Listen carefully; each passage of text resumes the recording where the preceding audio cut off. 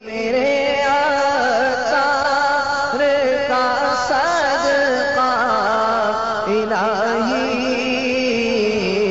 میرا جذبہ کسی صورت نہ کم ہو۔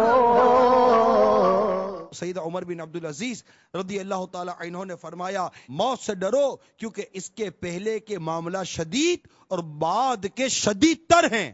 حضرت سیدہ عمر بن عبدالعزیز ایک جنازے کے ساتھ قبرستان تشریف لے گئے، وہاں ایک قبر کے پاس بیٹھ کر غور و فکر میں ڈوب گئے۔ کسی نے عرض کی، یا امیر المومنین یہاں تنہا کیسے تشریف فرما ہے؟ فرمایا، ابھی ابھی ایک قبر نے مجھے پکار کر کہا، اے عمر بن عبدالعزیز مجھ سے کیوں نہیں پوچھتے کہ میں اپنے اندر آنے والوں کے ساتھ کیا برتاؤ کرتی ہوں؟ میں نے اس قبر سے کہا، مجھے ضرور بتا۔ وہ کہنے لگی، جب کوئی میرے اندر آتا ہے تو میں اس کا کفن پھاڑ کر جسم کے ٹکڑے ٹکڑے کر ڈالتی اور اس کا گوشت کھا جاتی ہوں، ہتھیلیوں کو کلائیوں سے، گھٹنوں کو پنڈلیوں سے، پنڈلیوں کو قدموں سے جدا کر دیتی ہوں۔ اتنا کہنے کے بعد حضرت سید عمر بن عبدالعزیز علیہ رحمت اللہ العزیز ہچکیاں لے کر رونے لگے۔ جب کچھ افاقہ ہوا تو کچھ اس طرح عبرت کے بدری پھول لٹانے لگے، اے اسلامی بھائیوں، اس دنیا میں ہمیں بہت تھوڑا عرصہ رہنا ہے۔ جو اس دنیا میں سخت گناہگار ہونے کے باوجود صاحب اقتدار ہے، وہ آخرت میں انتہائی ذلیل و خوار ہے۔ جو اس جہاں میں مالدار ہے،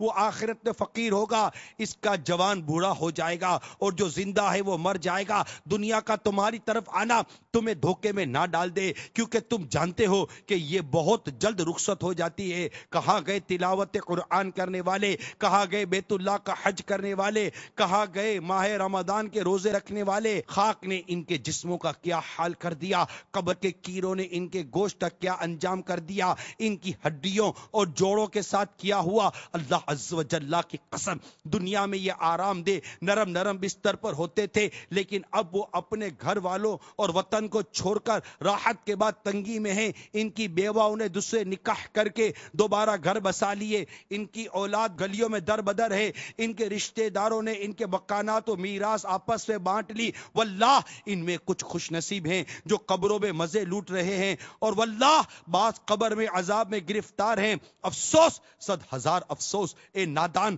جو آج مرتے وقت کبھی اپنے والد کی، کبھی اپنے بیٹے کی، تو کبھی سگے بھائی کی آنکھیں بند کر رہا ہے۔ ان میں سے کسی کو نہلا رہا ہے، کسی کو کفن پہنا رہا ہے، کسی کے جنازے کو کندھے پر اٹھا رہا ہے، کسی کے جنازے کے ساتھ جا رہا ہے، کسی کو قبر کے گرے میں اتار کر دفنا رہا ہے۔ یاد رکھ، کل یہ سبھی کچھ تیرے ساتھ بھی ہونے والا ہے۔ کاش مجھے علم ہوتا کون سا گال قبر میں پہلے خراب ہوگا۔